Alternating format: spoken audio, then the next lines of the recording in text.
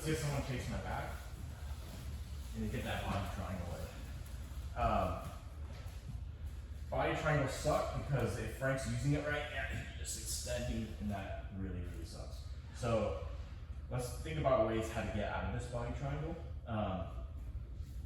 Basically, it's what I want to do is turn it into hooks, because what the body triangle is doing here is like basically like, I think of it as like me being kind of like this plank of wood, and the body triangle is basically like restricting the plank of wood from rotating.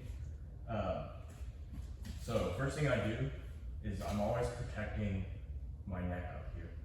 Like I don't want to be so concerned with the body triangle that I just let my neck go and Frank can just get the strangle on me.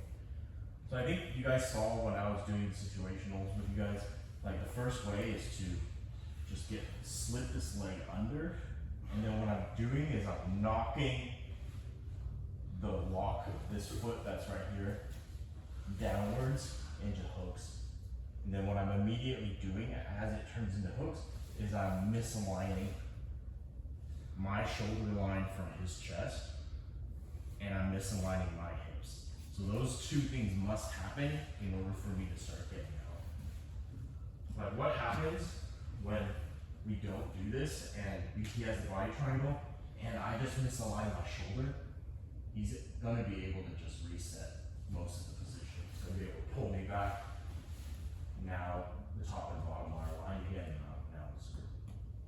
Similar, like if I'm able to misalign the bottom somehow, let's say I misalign the bottom, but he still has like chest and back alignment, he still can come up, do a retention movement, get me back in the body triangle. So in order to get out of the back, we want to be able to do both simultaneously. So that's the first one, which is I'm basically slipping my foot around and using my thigh to knock it into hooks. If he's like really tight, and let's say like I can't get my foot across, what I can do is, while keeping defensive integrity up here, I'm going to go to the other side. And now you see like, he has nowhere to hide his foot. And so basically like, I'm coming under, just like I did before, and I'm bringing it up. Again, I'm going to use a cross grip. So like, if I want to use my left hand, I need to make sure my right is grabbing his thumb up here so he can't choke me. I'm going to bring this foot up. This takes a lot of the pressure off, because it's like hooks, but he's like sitting like loaded style almost. And immediately, I'm going to be doing that. Once you're misaligned, you'd be surprised at how ineffective the choke actually is. So like, let's say you forget about this and he's starting to choke you. All I can do is turn. Now the choke is not really effective anymore. He's not at the right angle. And then from here, I want to get this elbow to the mat. And I can turn into him. So it's that misalignment that's really, really important. The body triangle holds you in that. So we have those first two.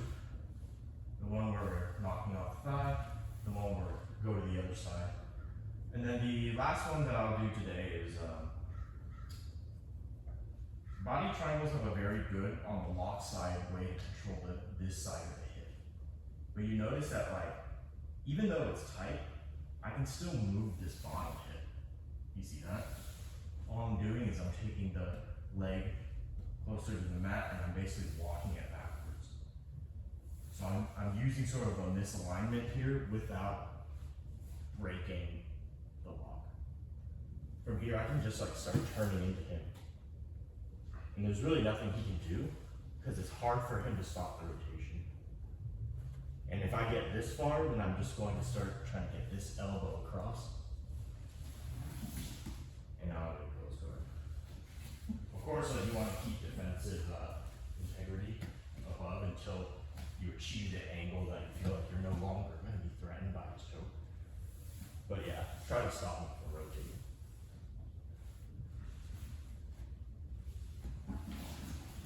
It's a great way to get it close. It employs the same concept, so because what's happening in that last one is I'm misaligning the shoulder line and then his chest line and my hips all at the same time. Just kind of like turning in a tube. Yeah. What do you hold his hand while you are training?